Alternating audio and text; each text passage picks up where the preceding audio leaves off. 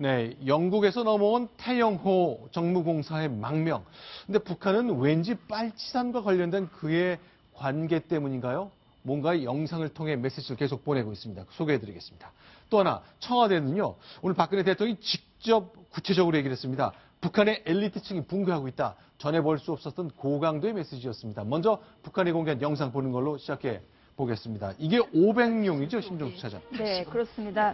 그 김일성과 함께 지금은 김정이라고 같이 찍은 사진인데 네. 왼편에 앉아 있는 사람이 바로 500명입니다. 누구냐면 김일성과 함께 백두산에서 항일 빨치산 운동을 했다, 항일 투쟁을 했다 이렇게 북한에서 선전하고 있는 혁명 1세대고요. 그렇죠. 그러니까 태영호의 배우자 오혜선 씨의 친척이라 네. 김일성과 아주 깊숙이 연관된 사람인데 네. 바로 그 태영호가 탈북 망명했는데 왜 북한에서 저런 TV를 트는지 네. 일단 그 영상 저희가 하나 먼저 소개해 드리면서 얘기를 좀 나눠보겠습니다. 자, 이 빨간 동그라미 안에 김정일을 안고 있는 500명의 모습 보이시죠? 지금부터 보여드릴 영상은 갑작스럽게 지난 주말에 공개된 북한 TV의 500명 태영호 공사의 처갓집 얘기입니다. 듣겠습니다.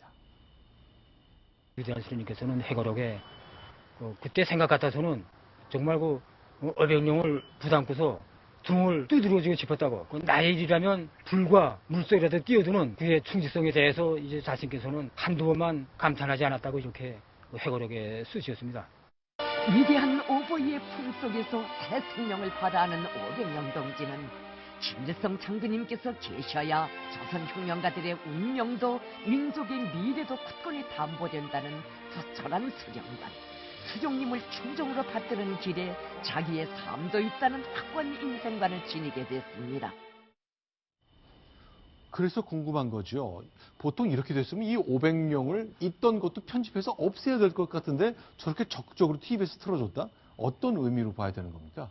조금 이해하기가 좀 힘든 부분입니다. 오히려 좀 숨길 가능성도 있는데 오히려 500명을 이렇게 부각시키는 거 보면은 좀 흥미롭습니다. 네. 현재 우리 언론에서 뭐라고 보도했냐면 네. 500명이 아들들 네.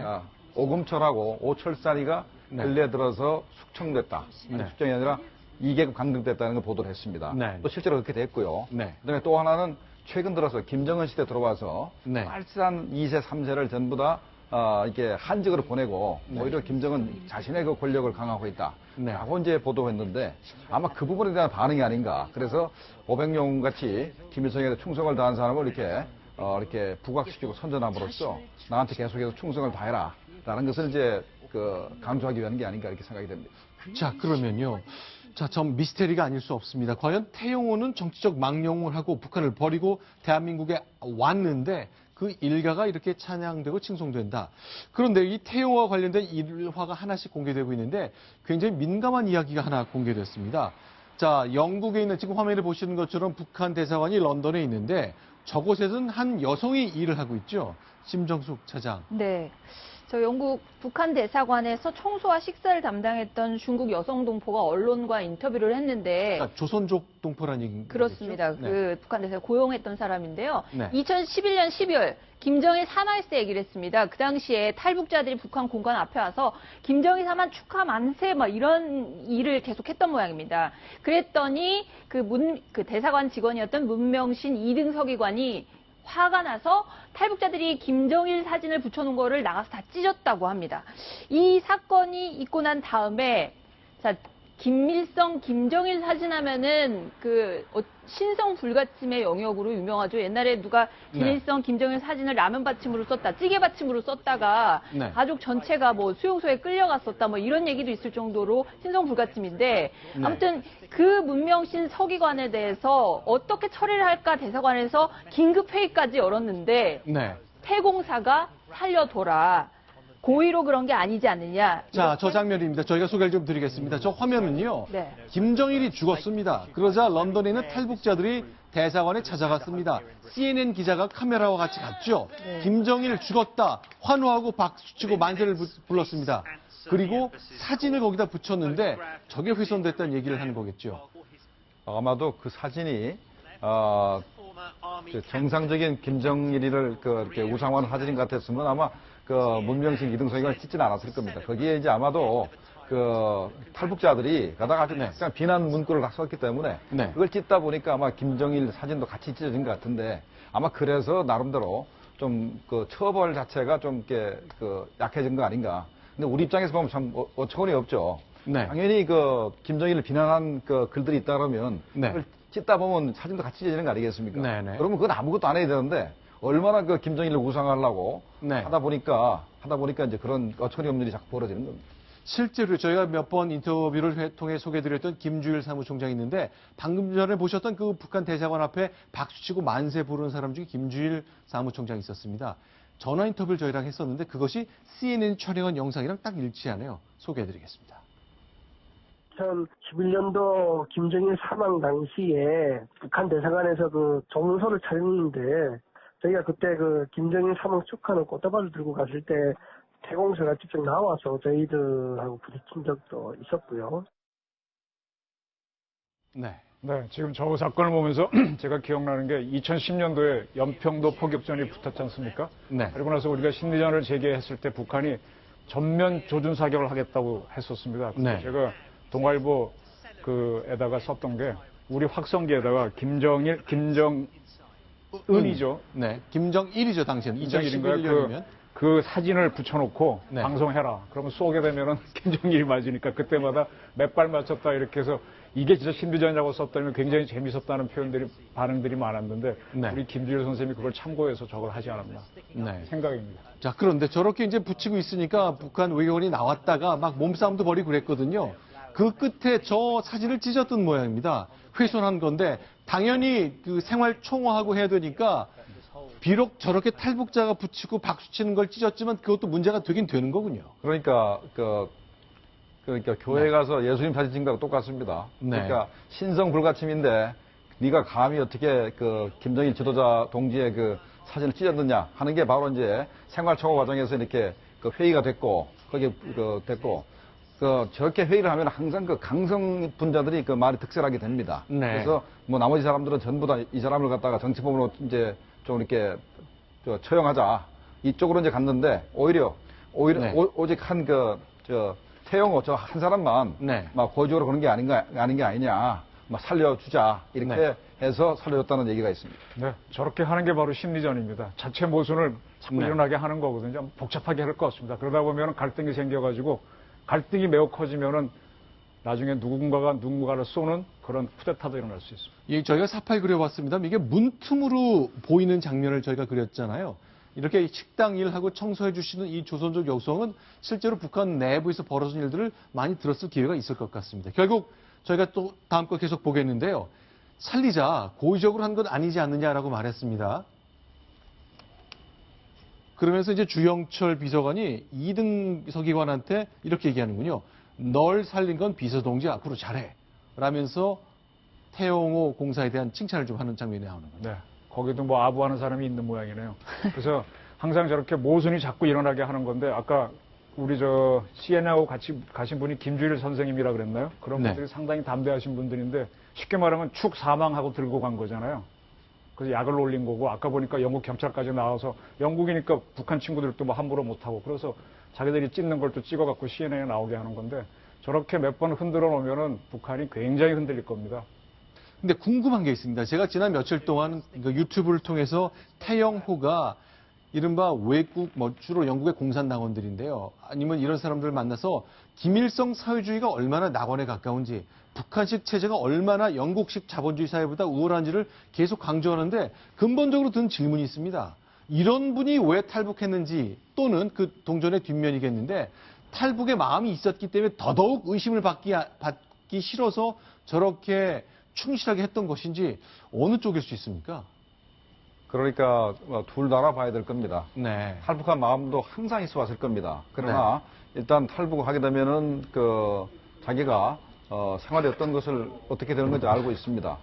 북한과의 모든 그 단절도 되고 우리 한국에 들어와서는 할 일도 별로 없죠. 그렇기 때문에 탈북한 게 굉장히 힘들었던 거고. 네.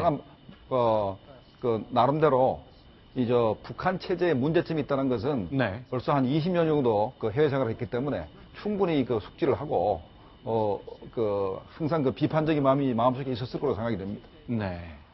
저는 그 탈북자가 왜 어떤 심리적 그 배경을 가지고 한국으로 오는지 탈북에 대해서는 뭐 깊이 접촉해 본 적이 없어서 모르겠습니다만 네. 하나 제 경험을 말씀드리자면 조청년의 굉장히 몸을 깊숙이 담았던 분들이 결국은 네. 한국 국적을 취득하는 경우가 굉장히 많지 않습니까? 아하. 지금 아시다시피 무슨 조청년은 거의 와해 직전까지 와 있기 때문에 네. 이제 저 조청년과 민단이 무슨 경쟁한다는 건 의미가 없을 정도로 네. 그렇지만 예전에는 아시다시피 50년대, 60년대만 하더라도 네. 조청년의 힘이 훨씬 더 셌던 그런 시절이 있는데 네. 도대체 그 사람들이 왜 그러면 민다로 넘어왔을까 보면 네. 그것을 유추 해석할 수 있다고 그러는데 첫 번째는 역시 무자비한 어떤 뭐랄까요 강탈이라든가 네. 이런 부분에 대해서 더 이상 쫓아갈 수 없다는 그런 어떤 현실적인 그런 문제.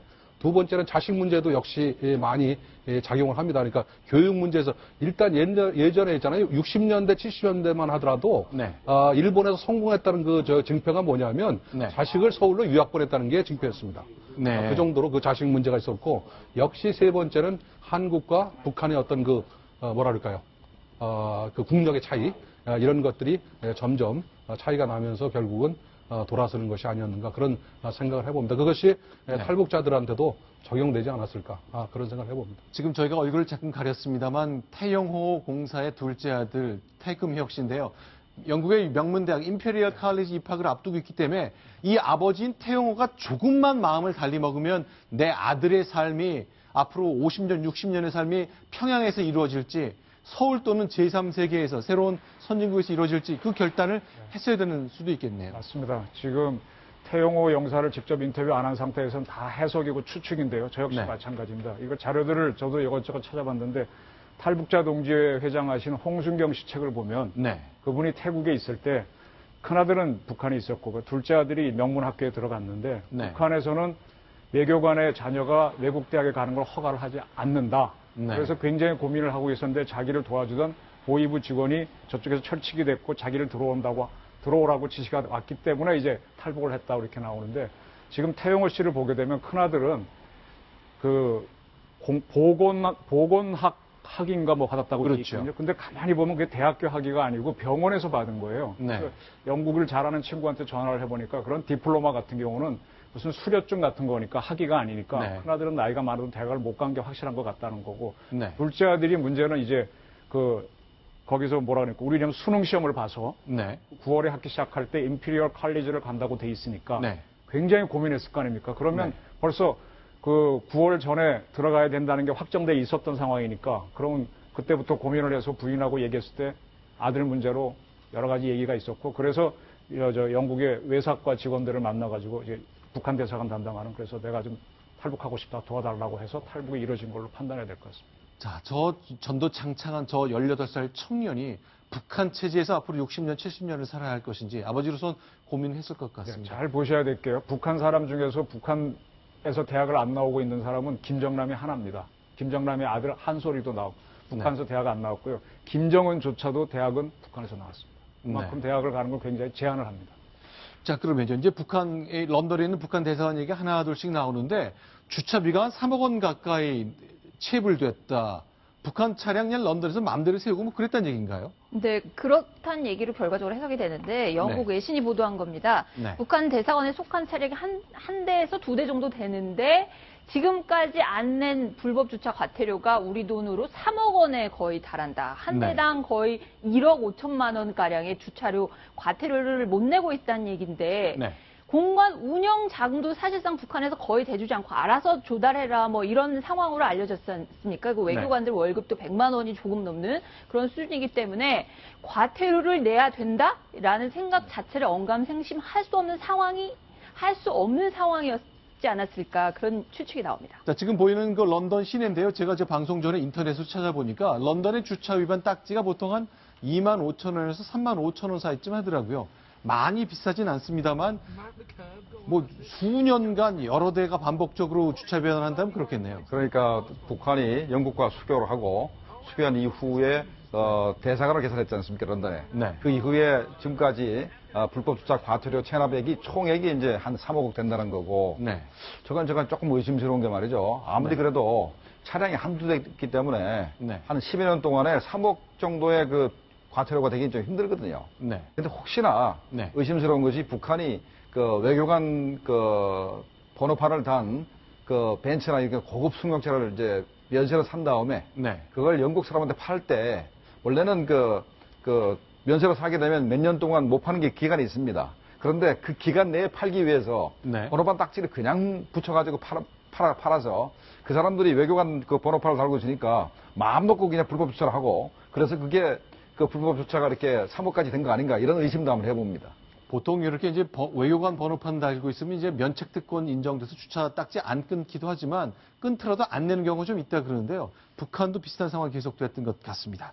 자, 그런데 일단 북한과 런던에서 들려오는 이런 그 균열 소리, 균열음, 파열음 같은 것 때문에 박근혜 대통령이 근본적인 의문을 제기했습니다. 오늘 아침 회의에 있었는데요.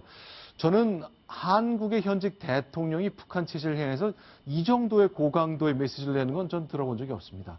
여러분께 소개해드립니다.